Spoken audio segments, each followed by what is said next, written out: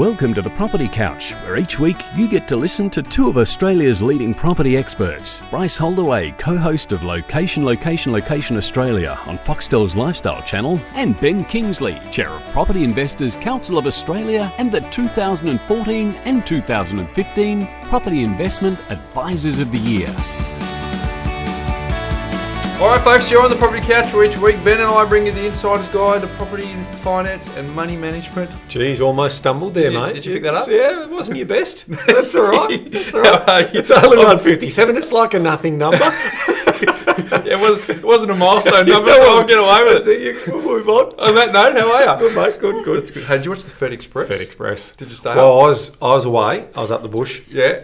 And I drove home, and I got home about 10 o'clock and flipped the TV on, and it was in the fifth set. So just started the fifth set, and the fifth set went for like 21 minutes. Oh. So we absolutely nailed him in the fifth set. So yes, I did watch the final. You missed all the ups and downs there. Yes, I did. I missed what did he win, 5-6 games in a row to win the fourth set? So I missed all of that, and I just got Fed dominating. I'm thinking, why's this gone to a fifth set? Mate, he was up 3-1 in the fourth, and I'm thinking, this is a formality, and then he didn't win another game for the whole set. So it's like, gosh. But I rode the ups and downs. I hadn't felt that level of sport anticipation since the 2013 AFL Grand Final. when the ball was bouncing, your midfielder went, hey, wait a minute, the game started. Go back to the replay. We were in it early in the fourth. You should have won that game, the amount of missed kicks and goals. Did I tell you, Max Bailey was playing for Hawthorn in that match? Yes. And at the end of last year, a good mate of mine invited me over to watch the footy, and Max Bailey was at his house. So mate, that's interesting. He's actually a ripper bloke, which was annoying because I didn't want to like him. He took away, he inflicted a lot of sporting pain on me, that man. So anyway, we move on now, and we're almost into footy season. Almost. Yeah, AFLX coming up. Yeah. I know our listeners love us talking about sports, so they're like, God, can they just get onto the property stuff? Well, what's really good about this season, Ben, is that if you guys don't make the finals, how good will the bloodbath be? That's all right. No, he's got a 2-year contract, so it's all good. We're all good. Once we get Melbourne media, and once we get the full forward from the Gold Coast Suns, we are laughing. Who? Their captain. You reckon? What's his name? Oh, you reckon you'll get him? Well, you don't know his name. Yeah. What's his name? Is it Stephen May? Well, no, not the Island. Tom Lynch. Tom Lynch. Yeah, right. Once we get Tom. We got Tom. He's here at the business. Thomas Lynch. Hey, you want to talk about a petition? I do. Well, I just, this is sort of work that we're doing with Picker. Mm-hmm. Obviously, if you haven't joined the association, please join. Because there's changes. Mate, I went for the $20 option. Did you? You did the 5 year? I'm in for the What did Andrea get? $20 option. Good. I like that. Very good. Yeah, Jane got the $20 option as well. Mm. So I want to talk about these proposed changes by the Victorian government, who have made 14 proposed changes to the Tenancy Act. Mm-hmm. Now, no consultation, just basically just listening to potentially some disgruntled tenants. And fair enough, I mean, tenants have rights and they should have rights where we want to get the balance right. But some of these changes, without consultation, we've got more questions around what you're trying to do. So there is a petition that we've set up, we've been involved with, we got behind, and that petition's all about basically saying that the whole idea of this rent fair, we think it's a bit unfair. Oh. And here's a couple of examples. So there's changes to the notice period around ending a lease, removing the ability for landlords to serve a 120-day notice period for no specific reason, and removing the option to serve a 60 or 90-day notice to vacate at the end of a fixed term tenancy after the initial fixed term. So it's like, so does that mean that the tenants can just ultimately have full rights and not let the landlord who owns the asset? So we've got a bit of work to do there. Here's another one that's of interest to us. Allowing tenants to make non-structural modifications to the property. Gosh. Let me repeat that. Allowing tenants to make non-structural modifications to the property. So imagine walking in and seeing the big pink wall. Yeah, so again, the green wall in the bedroom. Things like installing a hook to hang a picture. I think that's fair. Okay, that's right. But what about concreting the backyard?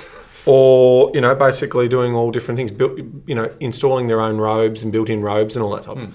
I'm just sort of thinking, I think there needs to be some consultation there. I don't think it should just be right for tenants to have that ability. Capping bonds at 1 month's rent where the rent is less than 600 and 760 a week. So one month's rent where the rent is that. I'm thinking, okay, well, there's some fair and reasonable stuff in there, but there's some stuff's like not really great. Removal of landlord right to consent or to refuse pets. So you may just polish the floors and you've got a nice little property there and they can have a dog with, big claws and or cats or whatever. Yep. So I just think, again, I think this is a little bit political. Mm-hmm. This was sort of rushed in at the by-election where the Greens and the Labor Party were fighting over an inner-city seat. So sign the petition. If you don't think it's fair, go and have a look at it. Get the facts right. But get behind it. And these are the sort of causes that Picker will take up. Because at the end of the day, we support property investment for our members and we want fair and reasonable outcomes for those.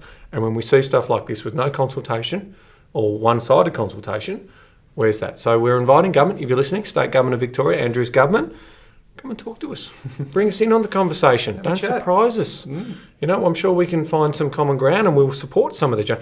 I think, if you want to hang a hook, you can hang a hook.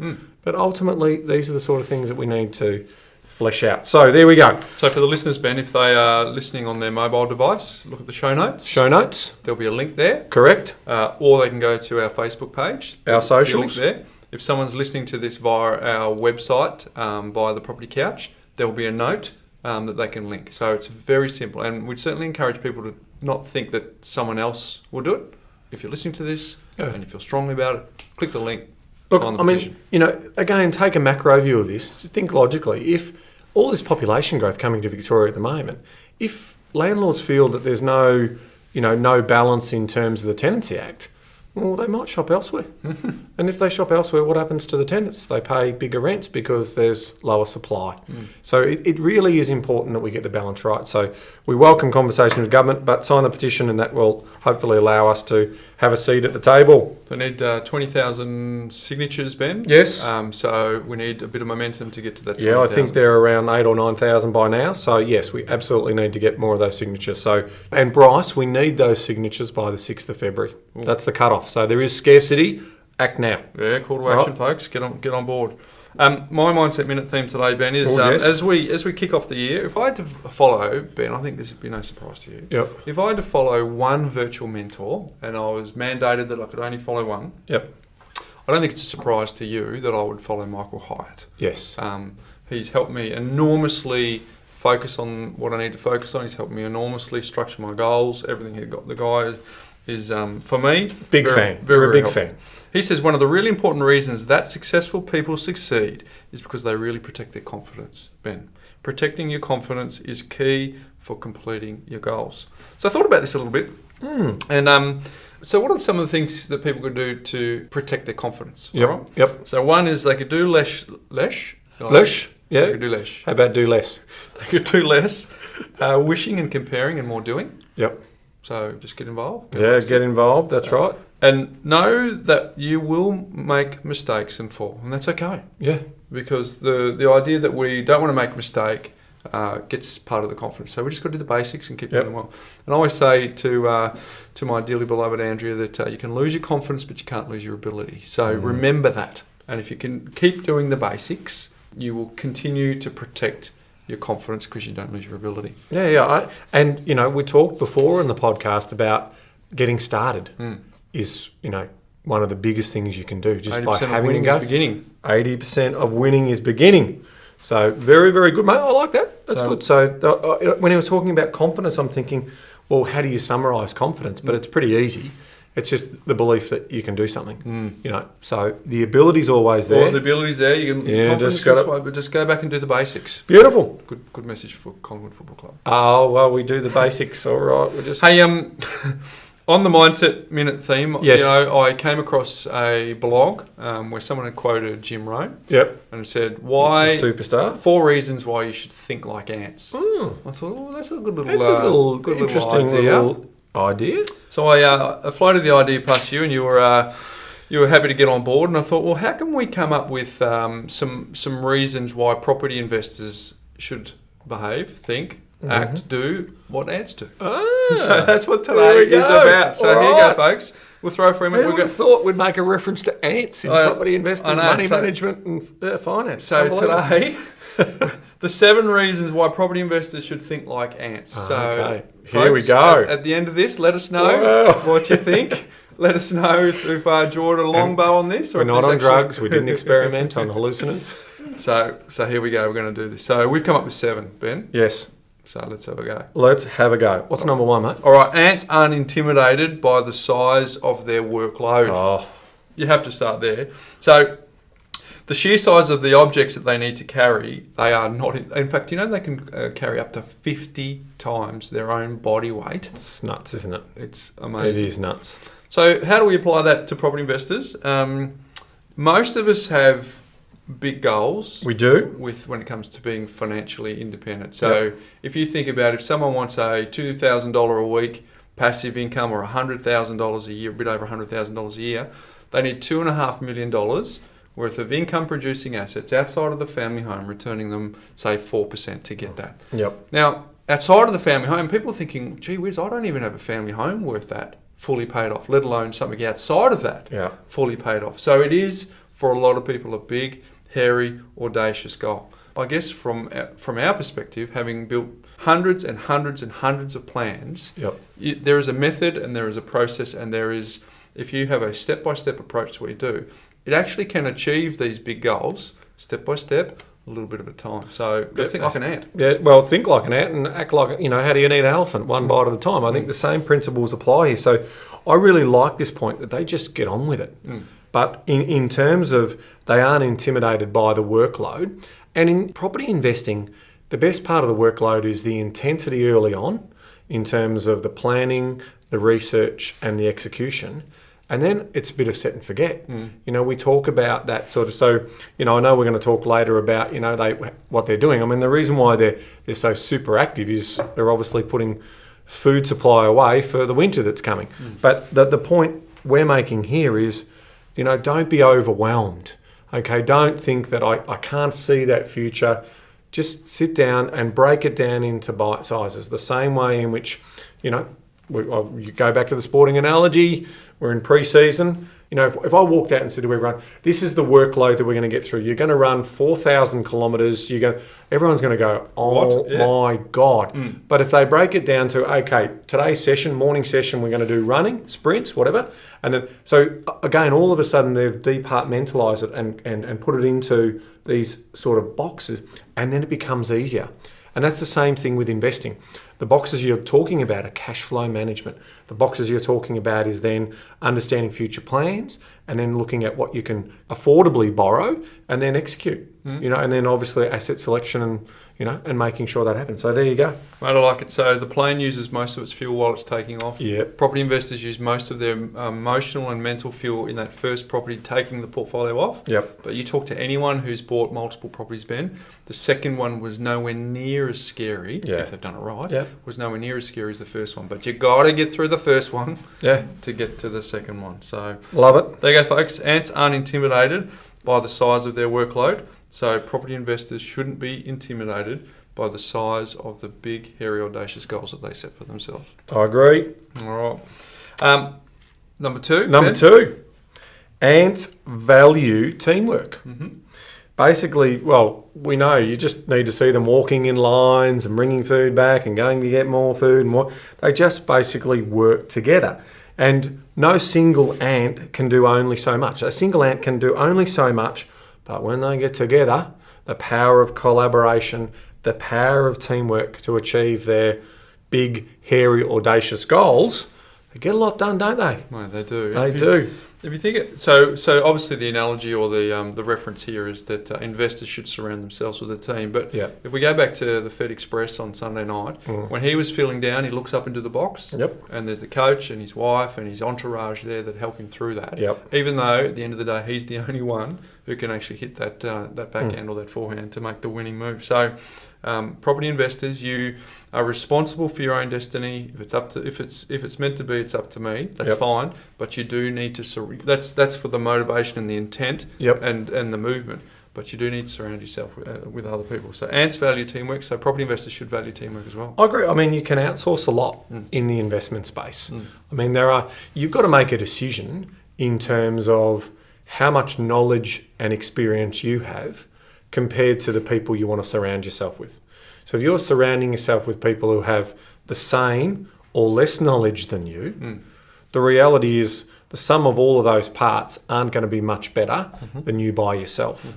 But if you can surround yourself with people who have greater knowledge, greater understanding, great experience, and who are collaborating. I mean, if you think about businesses, imagine, well, our business, 40 odd staff or whatever, hundreds of years of experience, all collaborating. You'd think the sum of all of that would be quite powerful, right? So that's what you're sort of doing when you're saying, okay, I need a team around me. So you're trying to say to yourself, and it's an honest assessment, how much of this do I know versus how much do these people know, and can I leverage that? And do I see value in that? And most people should build themselves up with a team. We talk about sports stars before doing it. But in your investment, you will absolutely need to have, in our view, a property investment advisor. You need to have a great buyer's agent. You obviously need to have a mortgage broker, investment savvy. And you need to have an accountant and also a lawyer who's part of that. Now, that's your minimum team. Then you've got property managers. Then potentially you've got your maintenance team. You've got all of these different people, and they're the networks that you build up when you become a property investor. And when you're young and inexperienced, you lean on those people who've got more experience than you. So the ants would be doing the same. Correct. But they're all heading in the right direction. So number one, ants aren't intimidated by the size of their workload. And number two, ants value teamwork. For me, number three, ants are organised, Ben. There's no chaos. Mate, well, look, to me, sometimes it looks like chaos, but they're all heading towards the same goal. So if they're moving in this direction and everyone else is moving in that direction, not going to work well. But they're organised, going for the same thing. They will be moving in the same direction, so they get all the stakeholders on the same page. So for us to achieve our goals as a portfolio builder, we need to get everyone. So obviously we need to get the spouse or the partner or the person that we're sharing life agenda with, have to get them on the same page. Because if we're not walking in the same direction, that's where you see people subject to fads or subject to making, speculative decisions or making ill thought through decisions because they've got people on opposing teams trying to run the agenda. I mean, if you watch how an ant colony works, they've got the outliers who go and look for the food. If they find the food, they then report that back, and then they send out the army and they go and collect that food and bring it back. So if I use that similar analogy to the way in which you should be doing it, this is where we sort of say you still need to be holding your team accountable and yourselves accountable. By that I mean go out and do a bit of research, do a bit of learning about the skills of the people that you may be working with. Encourage yourself to a minimum standard of understanding, and then continue to gather more information. So if the husband or the wife is going out and doing some research or reading a new book or doing something like that, and then bringing that back in, and bit more collaboration and being more organised, that makes sense. And of course, ants have a plan. The plan is pretty simple. They've got to get out there and do what they need to do, and they need to, basically bring all that food back and keep that in store. So that's how they do it. Same thing. We think the best buildings have obviously been built on great foundations. There were plans involved. No different when it comes to investing. No different when it comes to life. Plan the lifestyle design that you want, and then go off and execute on it. I think it's said beautifully, mate. So you've got a plan to become what you plan to become, Ben. So the ants know exactly what they're trying to do, and they've got everyone on the same page. So ants are organised. Number four, mate. They never quit. Mate, you never see a group of ants leave what they're carrying and just call it a day. Right? Done. Job's done. 70% is good enough. I found another investment vehicle over here that I like. I'm going to go and do that now. Yeah. No. I want a break. Wait, there's a new union. Now, there was that Ants movie, but the reality is that's it. They are a collaborative unit, and they make a colony as successful as it is through doing that work. If ants are headed somewhere, Ben, try and stop them because they'll look for another way. They'll climb over, they'll climb under, they'll climb around. They just keep moving forward. So that philosophy of never quitting is something that we probably we come across a bit when you've got someone who's decided to invest and it hasn't worked, or for whatever reason the neighbour did it and it hasn't worked. They've gone down a path and they haven't seen it through to fruition. And we were talking about it yesterday, remember how it's not the first 5 years, it's the last 5 years that matter.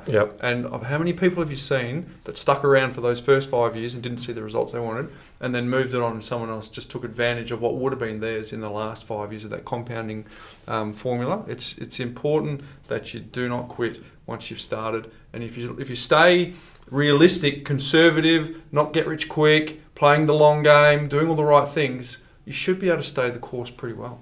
Yeah, I think some of the very, very best investors on the planet will talk about the art of patience and timing. They'll always talk about that. So be greedy when others are fearful. Be fearful when others are greedy is a timing play. Yep. Okay, and a patience play. So people might be looking at the markets going, wow, look at that US market. I want to get in because it's had amazing run and everything's going. The great investors might be sitting back and saying, that's okay. You know, I'll get into the market when I feel it's right. And what we normally see is the herd mentality of the masses, and then the great investors play the patience game. Now, what we're talking about in terms of property is the best time to invest is when you can afford to invest. And then the patience game is just letting that beautiful property, like a nice big heavy cab sav, sit and just breed to beautiful drinking into the future. And that future is usually long term. So that's the message we have for people. So there is an art form there. So if you're on a property that hasn't done anything for a couple of years, absolutely you need to be mindful and revisit that property and have a look at the demand and supply score, those types of things around what's happening, to see whether you are on a dud. But usually the properties that are well located over that long period of time, they will go through cycles. So don't be impatient and think, I've got to get out of this one. It's not doing enough for me, because the cost of getting in and out of property compared to the actual overall return that you may be getting may not be in your best interest to actually do the selling. It might be worth doing the holding. Yeah, if you think about the cost of selling out of Sydney right now for a property, it's expensive. It's 150 grand just for agents' fees and stamp duty if you want to get onto the next one. So if you want to get in and out, it's expensive. But there's some clues, Ben. Just go and have a look at our interviews with Tom Panos, Jan Summers, Craig Stevens, Jane Slacksmith. I'm always interested to talk to Margaret Lomas, the people who I've been investing for almost 20 years, but the people who've been doing it for 20 to 30 years, I'm really interested in, because they have seen this exponential growth that's happened in this part of the cycle that's just enormously leveraged their portfolio. And if they had quitted, they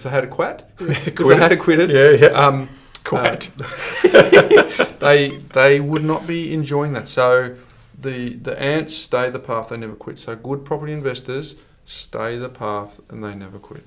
So don't be a quitter, just basically stay the path, be focused on the long-term outcomes, but do all the short and medium, small-term things well, which sort of links back into that organisation. You know, be organised and don't be intimidated by the size of the workload. So Ben, I remember that listener told me I didn't summarise, so I'm trying to summarise well today. Number one, ants unintimidated by the size of their workload. Two, ants... We listen to feedback, we do, absolutely. Ants value teamwork. 3, ants are organised. 4, ants never quit. 5, Ben, this is a good one. 5, ants think winter all summer. It's winter's coming. Winter's coming. Winter's coming. Now we're seeing sentiment shift. Hey, we're seeing how strong people's mental fortitude is to not quit right now, because it's no longer summer. It's getting, in some parts, it's winter, and it's important to know that we knew this was coming. So what did people do during summer to set themselves up for this time? Because I tell you what ants do, Ben, they are never so naive to think that summer will last forever. Ants gather their winter food in the summer. They do, and it's really important to understand. I mean, if they've got to survive a cold winter, and obviously our climate down here in Australia is a little bit different. You know, we might see some ants in the winter, so it might be a little bit weird, but think of all of those northern hemisphere places where there are ants, and obviously they go away, put that store inside their nests, and away they go. But in terms of property investors, so, you know, how do we relate that back to property investing? That's about having buffers. That's about, again, planning for the future. Now, we say a minimum cash buffer should be 6 months, right? 6 months with a maximum, you know, can be up to 10 years for some people, depending on how conservative they are. But anything below that 6 month period doesn't give you enough runway to basically pivot to do what you need to do. Now, if people are at 3 months, that's really tight. That's super aggressive. And you think about if your financial circumstances change and your cash flow was to change, then that will put you into a little bit of financial stress. We don't want financial stress. This is about steady as she goes all the way, and we want to see basically 6 months minimum buffer, but ideally for our clients, we work on between that 6 and 12 months. Some are even better than that, depending if they're low risk profile. So, that's where it sits. Now, and that's just one of the messages there. Planning for the future and putting store away is also about seeing where your equity sits as well. And if you've got the opportunity to get, a little bit of buffer in terms of your lending and a small little line of credit for even further emergencies, some people set up $10,000 buffers, $20,000, and it just sits there. And it's like they never really will call on it unless there's an emergency. But it's just nice to know that they've made that planning for what it looks like. Yeah, so look after the pennies and the pounds, take care of themselves. So obviously we've talked a lot on this podcast about money smarts. But if you're following money smarts throughout the summer months when it's plentiful and you're trapping more of that surplus, which you're putting into the buffers that you're talking about, Ben, that's going to serve you very, very well during winter. It's the people in summer who've got surplus and they squander it, and the classic well documented smashed avocado, like they just really live a little bit too much in excess during the good times. That's when they start to struggle in the winter. So I agree, buffers, having lines of credit in place, and also just making sure that you drill deep on the basics. And the basics of money management is money smarts. And if you understand money smarts in summer, you're definitely if you're in winter, you don't want to be learning the basics of money smarts during winter because you're in panic, your mindset's anxious, you're making poor decisions. So, but when things are going well, you set yourself up. So, ants think think winter or summer, Ben. And they what they're doing, Bryce, is they're basically saying to themselves, those excesses just won't basically mess up their strategy. So we always see that the people who get into a lot of money trouble are usually because of credit cards and the excesses over that time period. And it's filling a void in their lives, which is deeper than the money story. Correct. Usually. Yeah. So, they think that retail therapy is a way in which they can get them, but it prolongs that, that bottoming out. Yeah, so it's a temporary high, isn't it? In the moment it feels good, but we forget that it's fleeting. It's not lasting. The happiness is only a very short window of time. But unfortunately, the happiness wears off, but the credit card bill doesn't. No, that's right. So we want to be careful around that. And obviously we're at the other side of that. I mean, it's almost, it's February. So here we are. The first month's already gone in the new year. So it's now time that those statements are arriving and we're looking at that. So next time, now this is the best time to get your money smarts in order and plan for the future and making sure you're trapping that surplus, because it is usually the Christmas holidays that you're spending a little bit more than you expect to. Yep, and you did a video on that, Ben, coming back from New Year with a little bit extra on the till. So if we might want to put that somewhere, Mavis just frowned. Might work for me. We might want to put that somewhere. So Ben, he's gone to all that effort, Ivis. We might as well. The AEWD. I'm not going to give away what it stands for. Yeah. The AEWD. Yeah, the AEWD mindset. Yeah. I got the last two. It took me a bit to get the first two, but I watched your vlog and I'm all over it. So, ants think winter or summer is number 5. Number 6, ants think summer or winter, Ben. I like this. I like the way you work that in. So I had to read that twice the first time I saw the paperwork in front of me. This is critical.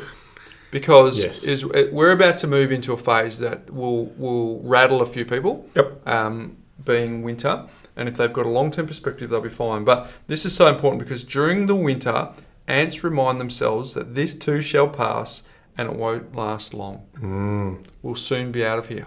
So even though we will be in leaner times, summer will come back, Ben, because it has every year for the last 6,000 years. Summer follows winter, follows summer. So again, investors need to be buying the best stock that they possibly can from the asset selection perspective.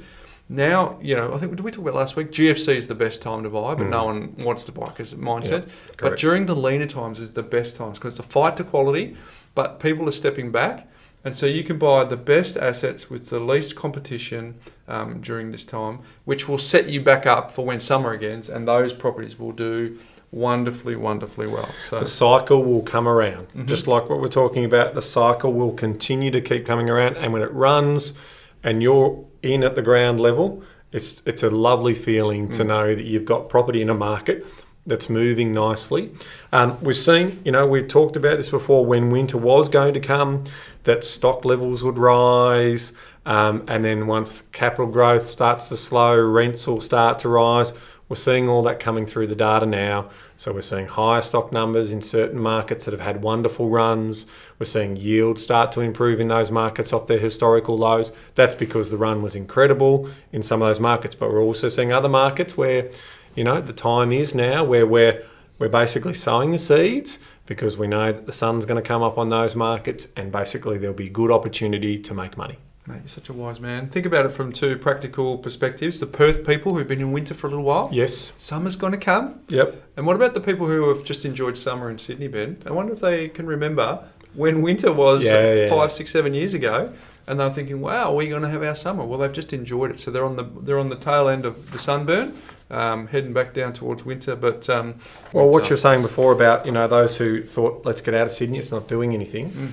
Well, they'd be kicking themselves if they had got out in that sort of 2010 to 2012. Especially, the big peak was 01 to 04. Then it basically had a hiatus almost right through till 2011, 12. And if they had sat there and thought, well, that's it, I'm questioning whether Sydney's the right market for me. Wowee, hasn't time changed in that potential point? So it's a great story. Ants think summer all winter. Okay, Ben, and the last one, number 7, is flexibility. So whatever the obstacle the ant faces, they've got the flexibility to go over it, around it, under it. So that makes the ant comfortable in all situations. So I guess the obvious one for property investors is they've been faced with the headwinds of APRA's regulations. Yep. So instead of just throwing your hands up in the air, you work with an investment savvy mortgage broker who is looking to navigate the space so that you can move around. And if you've gone through summer being able to get lending over 90% interest only, now you can't. You've just got to be flexible and know that at some point in time these rules may change, Ben. But right now this is what you're faced with. Who moved my cheese? If you're not flexible. Well, how good are those ants that make their own bridge of themselves? They make these little bridges that they can climb. So that's the teamwork thing coming in. But just again, they work together. They're organised. They get it all, and they get over the obstacles in front of them. So the flexibility piece around investing is looking for the what ifs in your scenarios, and we're getting a bit of that now in terms of some of the feedback from some of the people who are doing plans with us at the moment. It's like, what if this happens? Or will property prices continue to keep going up as high as they have been? Can you show me a model that's a little bit more conservative than the current model? And that's making the invisible visible, because ultimately, at the end of the day, I always refer to the investor. They're the chairman of the boards. They're the decision maker. I mean, in terms of the way in which a financial advisor and property investment advisor can work around cash flow, it's like, I'm your financial controller. I'm going to come in and say, this is the information that I have on hand. This is the feasibility and projections that I'm putting forward to you. Here's the tolerances in some of those numbers, and it still works. So we've got a little bit of pivot ability to move around that, but here's the line of sight that we've got right now, and we think that's the best recommendation. So ultimately, that's where we come to a conclusion where we say, okay, that's the plan we're going to follow, but we do know if this happens, we've got this as a bit of flexibility and provisioning, so we can move around that. I like it. Flexibility too, Ben, in that some people come in here and they're absolutely determined, they've read a book, and I want positive cash flow, I only want yielding properties. And on the flip side, you've got people who said, I want to harvest equity, I want to build equity upon equity, I want to use debt to service debt. And we're conservative, and we're saying, well, it's a couple of things. We're not a one-trick pony, so at some points in the portfolio we'll have income. At other points in the portfolio we'll be aggressively chasing growth, and at some points we'll be chasing some balance. So having the flexibility of mindset to know that there's no one size fits all. What happens to your neighbour, what might not necessarily be the strategy that you should follow, and by not following their strategy doesn't make you unnervous because yours has got some uniqueness about it. So Yeah, I for think me, it's- having that flexibility about your mindset not being a one-trick pony. Oh, look, and our investment advisors are like that in terms of their story might be multi-million-dollar property portfolio. This is how they did it. But they might be dealing with, a high net worth individual, and they have the ability to grab more, really high growth assets than what the advisor did. Well, the advisor's not going to say, well, follow my method. It's going to be a tailored solution. And that's the most important message, that when you are seeking professional advice, that the advice feels like it's tailored. It feels like it's advice based on my circumstances, the lifestyle design that I want. It's got all of the big rocks in the jar that are around my purpose, the things that are going to give me fulfillment in life, and then you build a design around that, and it usually does accommodate a balance of properties around growth, balanced and yield-facing assets. I like it. Begin with the end in mind. Your $50, there's no better than my $50 as we stand here right now. So that's ultimately, we're chasing an outcome that has the same sort of exchange for goods value. So it doesn't matter if someone's got a big single fronter in a massively blue chip suburb and you haven't got that. If you both ended up with the same goal but different assets, it doesn't matter because your $50 isn't better than my $50 if we're in the same country. Well, it comes back to your mindset minute, doesn't it? In terms of looking at, not worrying about what other people are doing. In terms of wishing and comparing and doing more. Well, they're doing this and they're doing that. So don't, focus on what we can do for you. We're going to get you to a better outcome. And ultimately, that's what investing is all about. It's about building wealthier tomorrows. So if you're going to do that, yes, if they give you motivation, that's wonderful. All right. But don't think the motivation is because I need to beat them. Just think it's because I need to improve what's important to me. Yeah, good point. Because if someone's got an end goal of $2,000 a week and they've got 20 properties, and Ivis has got a goal of $2,000 a week and she's got 7 properties, who cares who's got more properties? Yeah. Because you both got the same outcome. Yeah. So it's not about comparing how many you got. No. It's about the value minus the debt to give you that passive income. So, mate, that was good. I like that. You like that? When you come to me and said, I'm going to compare ants and property investment, I'm like, I saw the whites in rightio. your eyes. I went, okay, that's good. What are you drinking? What are you smoking? But ideally, it's not up to you, me or Ivis. It's actually up to the listeners if we've hit the mark. So give us some feedback. Yes, true. Give us some feedback on Facebook. Let us know if Ben and I are fanciful or if there's actually help. People love stories, Ben. People love anchor points so that they can remember this stuff. So let's go through them again. Number 1, ants aren't intimidated by the size of their workload. 2, ants value teamwork. 3, ants are organised. 4, ants never quit. 5, ants think winter or summer. 6, ants think summer or winter. And 7, flexibility. So there you go, folks. And now change ants to property investors. Correct.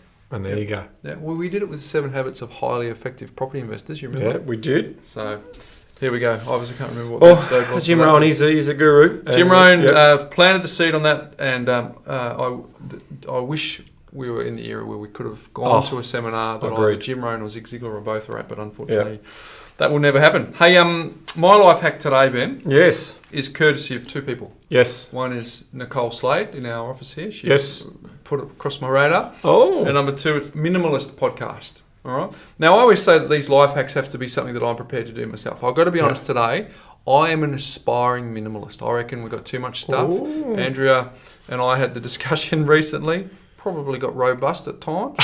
Don't worry, I think my boys have got a few too many things in their playrooms. Do we just have to continually buy stuff for these kids? Seriously, let's let them agree. use their imagination. Mm-hmm. All right, so there's a podcast there on its own.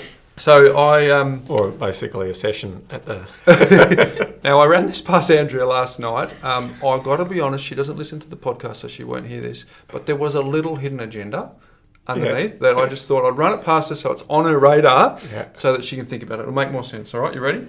So the Minimalist Podcast have recommended the 30-day minimalism game. Ivis. Okay, here's how it works. Number 1, get an accountability partner.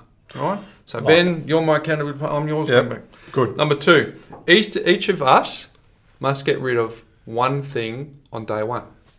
Pretty easy, right? So Go in the Dispose wardrobe. of, Go in the yep, wardrobe. There's yep. a shirt I haven't used for a while. Bang. Yep. No worries. Done. Gone. Tick. Yep. Day 2. What are we going to do? We're going to get 2 things. Ooh. There's the t-shirt I'm not wearing. Those shoes have been in the... Keep Yep. going. Yep. Now, it sounds pretty good, right? So on the 3rd day, you get rid of 3 and so on, so forth and so on. Ooh. Now, That's going to add up to a fairly big number. anything can go, Ben. Ooh. Clothes, furniture, Mm. electronics, decorations. Mate, use your imagination. Anything you can think of. Mm. And I've got to tell you, you're going to need to use your imagination because week 1, it's pretty easy. So my little surfboard with Fiji written on it that sits in my drawer, like Janie says, no.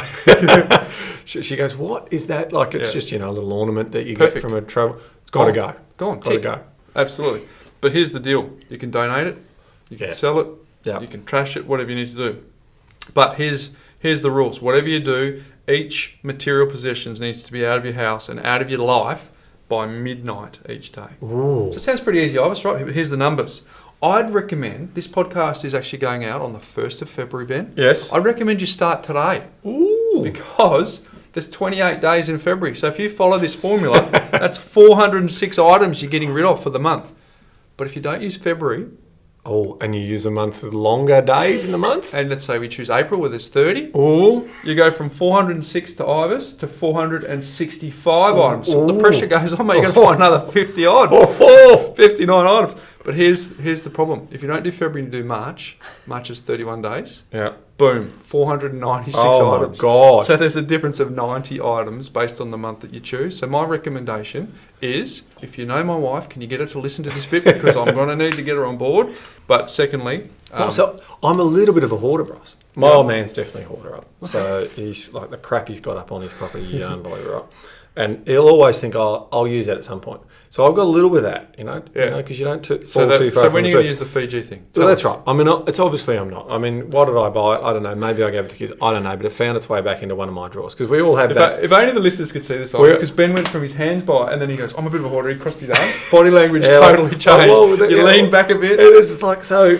It's hard. Yeah, it because is hard. And my biggest thing is I just hate landfill. Yeah. Like I actually think that's got it. That's functional. Someone might like that. So that's the hard bit for me. Right. If it's a worn out shoe or something, no problems. Yeah. If the shirt's got stains, no problems. Any of that type of stuff. But the stuff that I think, you pay good hard earned for that, and maybe one day I will get back into my hooky habit and use that hooky board or something. Yeah. One day, mate, when you... Yeah. So you're like, what does it go? Or maybe the kids. So that's a little bit of me. So I think I need to take note of your... Marie Kondo, the magic and art of tidying up. Yes. She talks about that. You've got to look at the item, Yeah. and does it make you feel good? Yeah. And does it make you improve your happiness? If it doesn't, it's time to go. It's time to go. Gee. As they'd say on the weakest link, Ben. Fiji, surplus, it's time to go. Time to go. So, I might have to put that up on the socials, that little Fiji board, and see if someone wants it. Because, it's free. You don't have to buy it. Mate, well, you can donate. I'll post it. So that's day 1 for you. I've got to remind But, myself to bring it in. I reckon that's a huge undertaking to get that done. But if anyone wants to employ that life hack, Ivis, February is the month to do it if you want to achieve it. So that's thanks to the Minimalists podcast and, of course, Nicole in the office. So there you go. Did you know? Did you know? So I've got a theme in with the ants, mate. Okay. 2 things. All right. So what do ants and humans have in common? We So this got is- a bit of an odour when this- pressed. Well, possibly. When pressed, we'd have a bit more of an odour after a few days. Big ant colonies, from the studies, move a lot faster. So when you get ant colonies in the millions, their pace tends to move quicker. They've got obviously more people to feed. Well, same with big cities. In the bigger cities, the population moves a lot quicker. And everything seems to move quicker. When you go out to an really small old country town, and they do studies on very small ant colonies, things are a bit slower paced. Yeah. And there's some ant colonies that move very, very slow, just like some of those very small country towns we have around this great nation of ours. Yeah. So there's Ooh, one I thing. like that. Right, so did you know that? No, I didn't know that. Well, I there you like go. that. So the studies have made a I was relationship very there. bad. Now the other one that I'm not going to take credit for because you basically did the hard work for me on this one, which is the magic. Only you and I know that. We can just let sorry. it go. Here we go. The biomass of all the ants on Earth is roughly equal to the total biomass of all people on Earth. Come on. Get out. How can that be, man? How is that possible? It's simply, I mean, with all of the people eating all this fast food, 6 billion of us. obesity. There's more. Yeah. Does that include Americans? Almost equals, roughly equals. No, the people from America, listen, I'm joking. They just got big portions of us. Oh, We went there, they got big mate, portions. don't worry about the US. We've got problems here with some of the kids getting around these days with a bit of overweight, sort of a bit of extra Well, portion. there are people from America listening, so they're going to write into me. I was just joking. Yes, It's of course. There's just big portions over there. There's Yeah, big portions. huge portions. Ants are so tiny and we are so big, but scientists estimate there are at least 1.5 million ants on the planet for every human being. 1.5 million ants on the planet for every human being, and there's 6 billion of us? That's a lot of ants. That's a lot of ants. Is there 6 billion currently on the planet? I don't know whether it's that many. Oh, there's six. Well, I might have to Google that. We'll come back to that one. Who knows? Anyway, over 12,000 species of ants are known to exist on every continent except for Antarctica. It's a bit cold up there. Hard to drill into this. Up there? Down there. Sorry, that's the other one. Mate, that's Father Christmas is up there, mate. Sorry, Antarctica. But yeah, hard to find food when you're on ice. Yeah, I'd agree. Most live in tropical regions. We all know that. I mean, man, the amount of ants you see in North Queensland is nuts. A single acre of Amazon rainforest may house as many as 3.5 million ants. Mate, that's a lot of ants. That's a lot of ants. So there you are. Did you know? Lucky we live in Melbourne, mate. Thanks. There's probably not as many down here. Thanks for that one. That was good. I like that. Mate, it's a pleasure. Mate, I'm happy to help. But the first one you threw in yourself, I didn't know you were there. I thought I'd need to bring something to the table. So, brilliant. So, there you go, folks. Did you know all that stuff about ants? And, of course, how we can relate that to property investors. And hopefully that's helped. So, for those of you who have stumbled across this podcast, just like you stumbled on your words there.